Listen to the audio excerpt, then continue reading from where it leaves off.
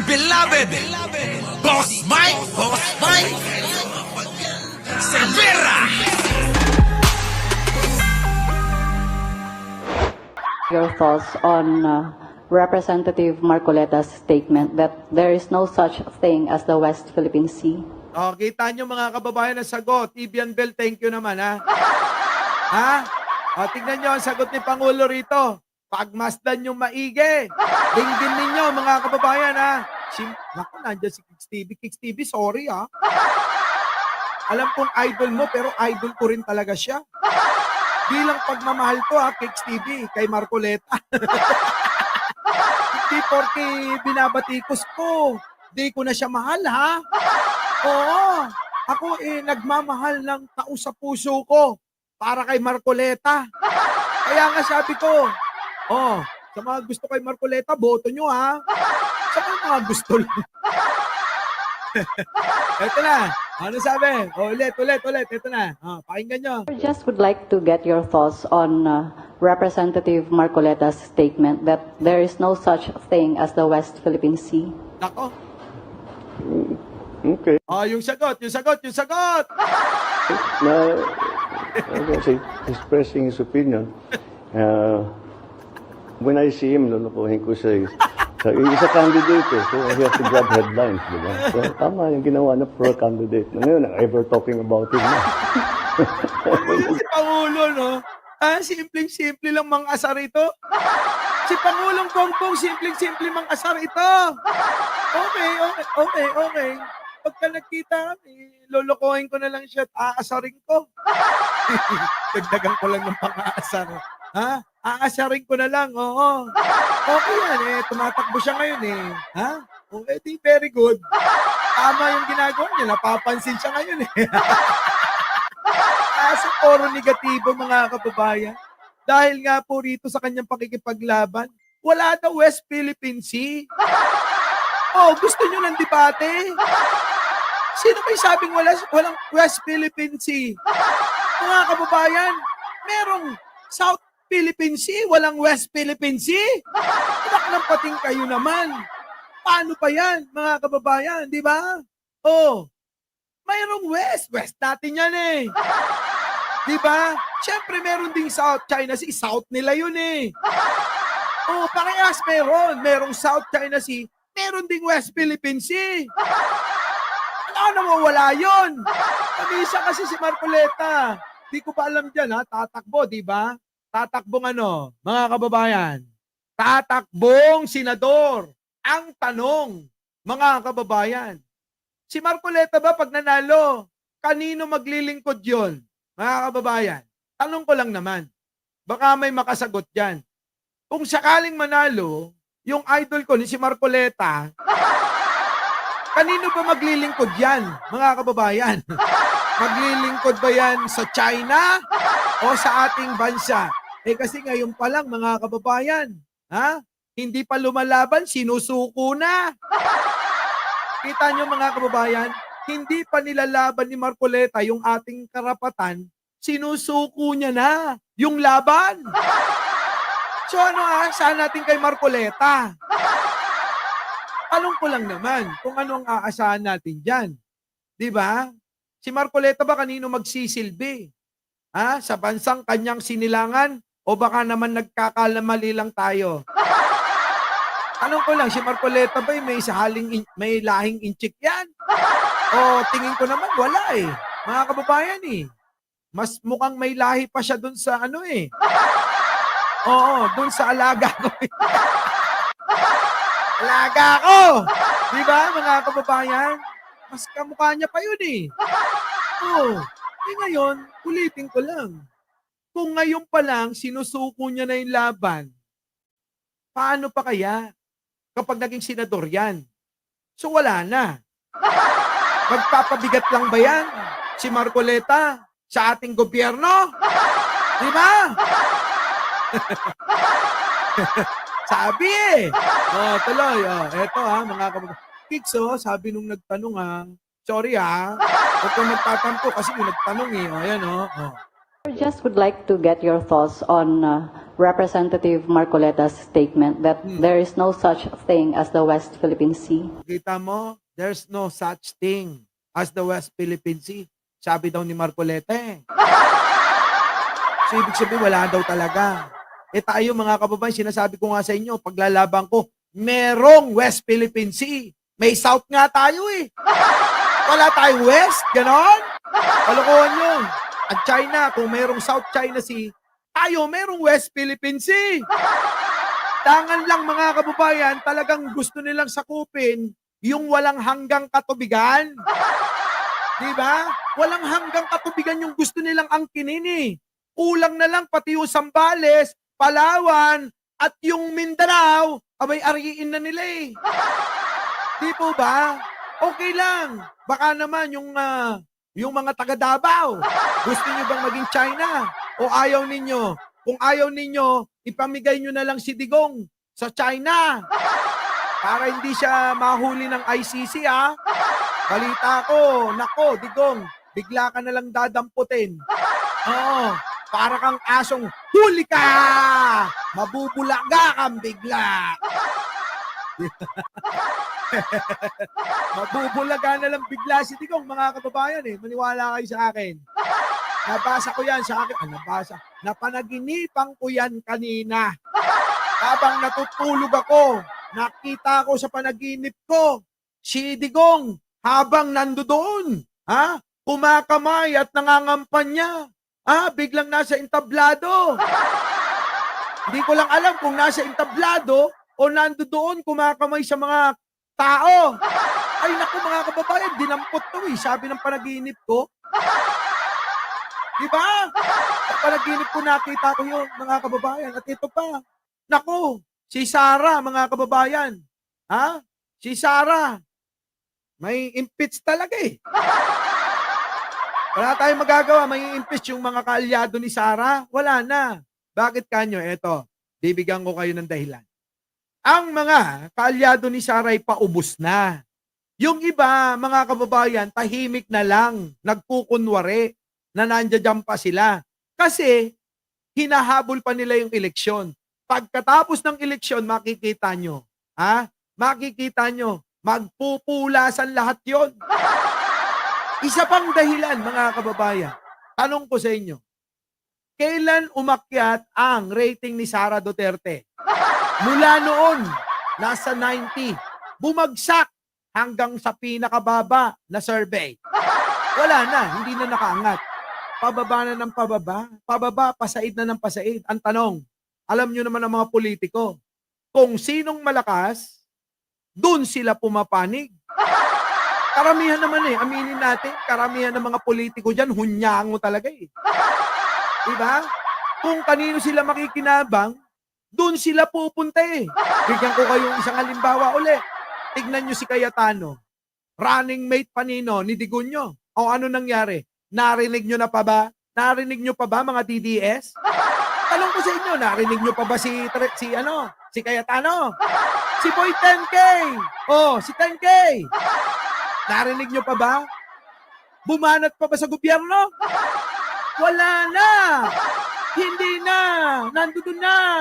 Kaya wag na kayong magtaka kung biglang bumoto si Cayetano, impeach Sara. Diba? Impeach Sara.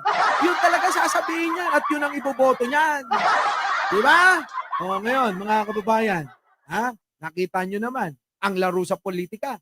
Wala kayong permanenteng kaaway, wala kayong permanenteng kakampi. Ngayon, ang pinagtataka ko, kung bakit ganito kabobot katanga itong mga DDS na to, alam nyo na may bagong Pangulo. Ayan na yung Pangulo. Ang kailangan lang naman irespeto. Kaso binabastos nyo. Wala kayong respeto, wala kayong paggalang sa leader ng bansang ito. Saan kayo nakakita ng ganyang Pilipino? Ang katapang nyo sa social media. Halos kumain na nga kayo ng mikropono. Diba? Sa sobrang tapang nila, kahit yung mikropono, kakainin na eh. Kahit nga hindi kayo maligo, makapag-vlog lang kayo eh. Diba? Kahit saan abutin. Diba? Yung iba nga, kahit nasa CR, nagbablog eh.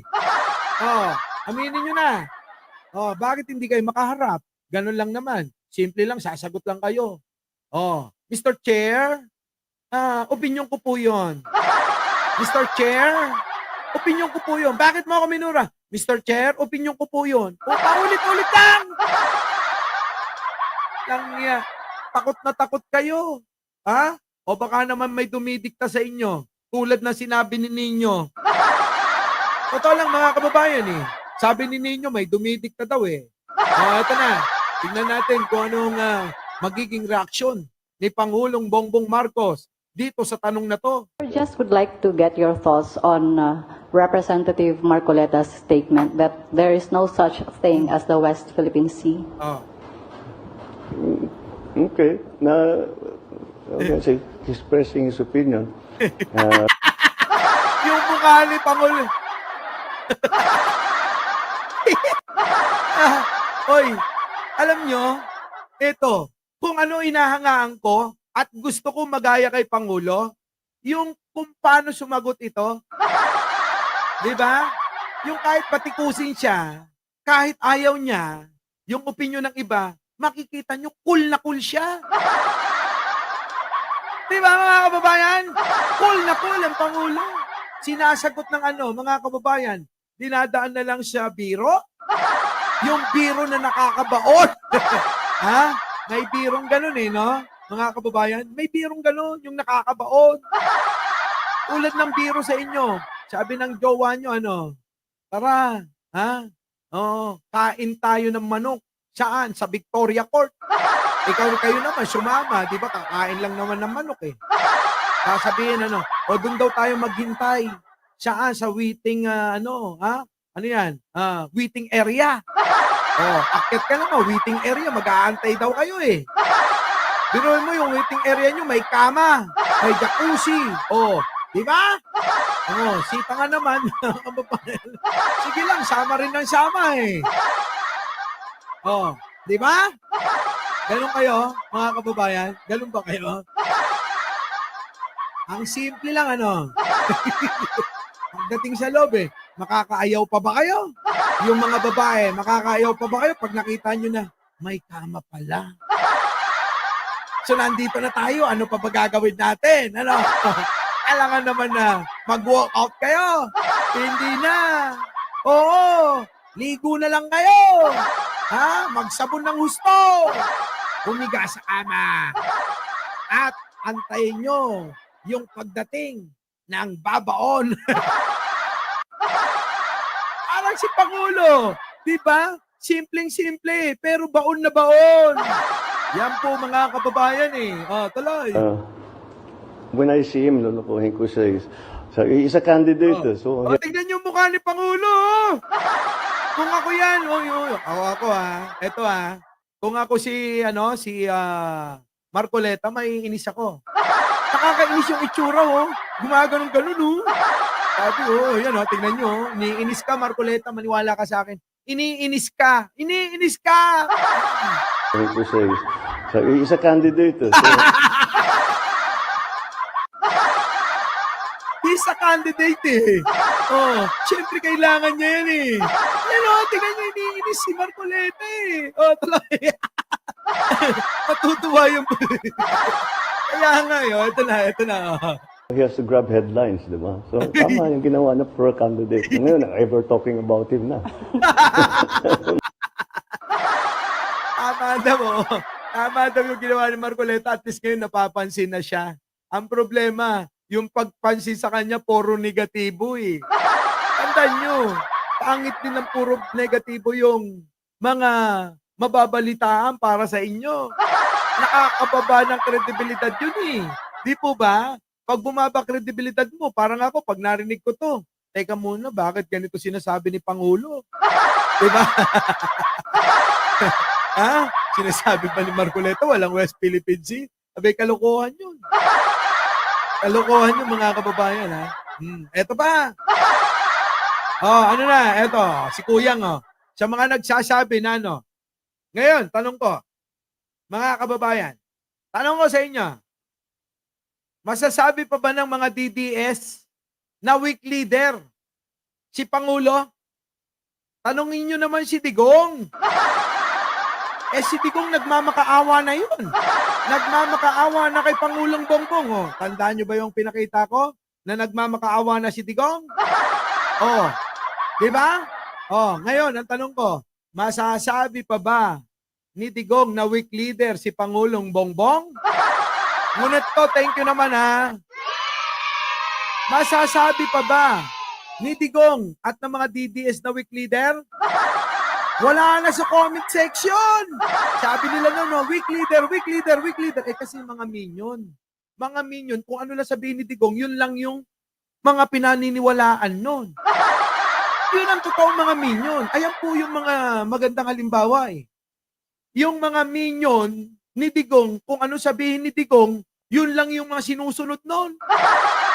Kita nyo, Bicam ngayon. Yung pa rin yung topic nila ngayon. Ilang beses na ba kayo nabobokya? Di ba? Weak leader, magkakagera, droga, ano pa? At kung ano-ano pa. Ngayon naman ano iniiyak nila? Bicam report daw.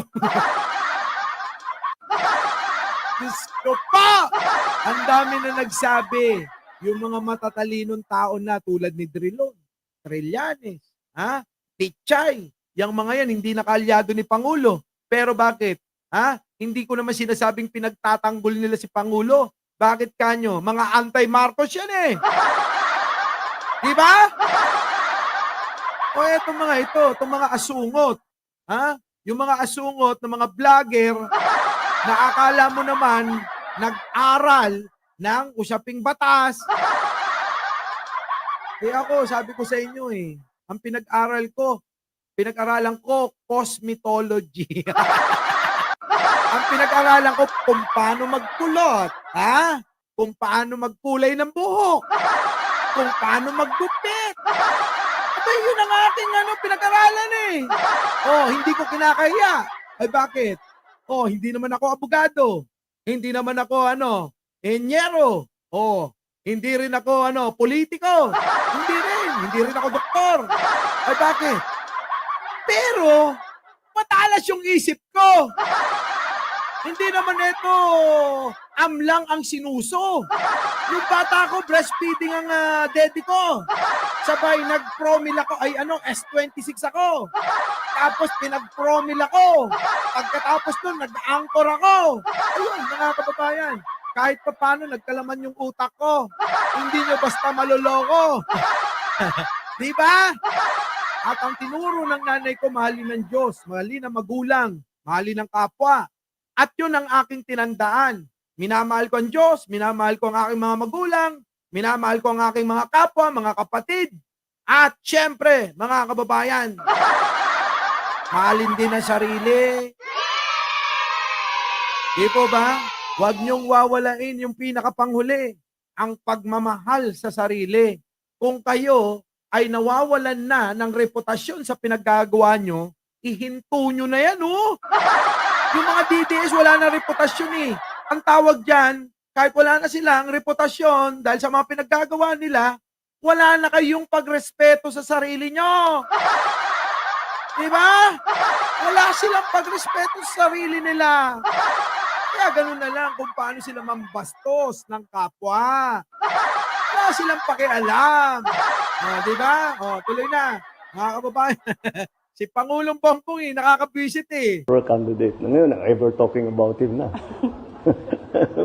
magaling talaga siya sa magaling daw siya talaga sa ganun ngayon, tanong ko. Sa estilo ng pagbablog ko, ako hindi ordinaryong mamayan lang ako. Ang natapos ko, sinasabi ko na. Mag-aral, maggupit, magkulot, magkulay ng buhok. Kulang na lang, pati pagmamanicure di ba? Ano? At least totoo ko. Walang problema magpakatotoo tayo sa sarili natin. Walang problema kung yun ang totoo. Sasabihin ko ba't magmamagaling ako rito? Sasabihin ko engineer ako. Diba? Ito mga kababayan. Baka akala nyo, sige, ang pinag-aralan ko magkulot, maggupit, magkulay ng buhok. Pero marunong ako magplano ng bahay. Ha? Nangungontrata ako, magpatayo ng bahay. Oh. Nangungontrata ako sa interior designing. So, bakala nyo maraming talent to. Ganun yun. Hindi ako nagsasawa, basta yan ay, makakapagbigay sa akin, ng kapakinabangan. Hindi ako namimili.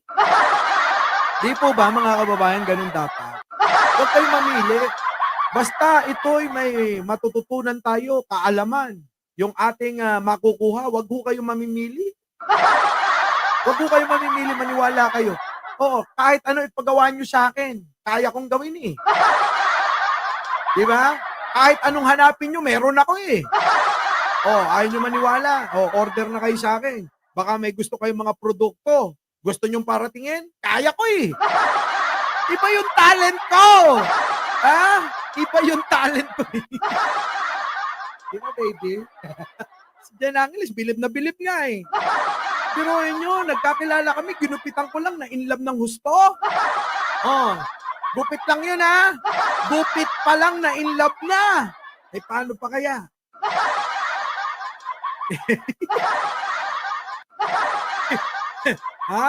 Nako mga kababayan, iba. Kaya nga mga kababayan, hindi ko rin maalis at pasalamatan ko yung mga rumirespeto. Maraming rumirespeto sa atin, mga kababayan, kasi kilala nila ako ng personal. Sana lang kung makilala nyo ako ng personal eh. Kung ano yung nakikita nyo sa akin dito, saan? Sa screen, sa cellphone, sa TV, o sa computer, yun din ako. Wala hong nagbabago. Ako pa rin yung makikita nyo. Ganito ako sa personal. Magsalita, makipag-usap, ganyan na ganyan. Sabihin nyo sa mga nakakita na sa akin, meron bang pagbabago?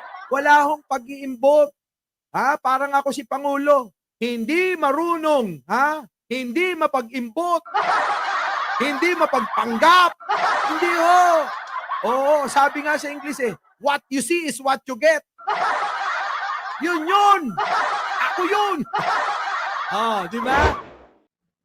Our beloved Boss Mike, Severa.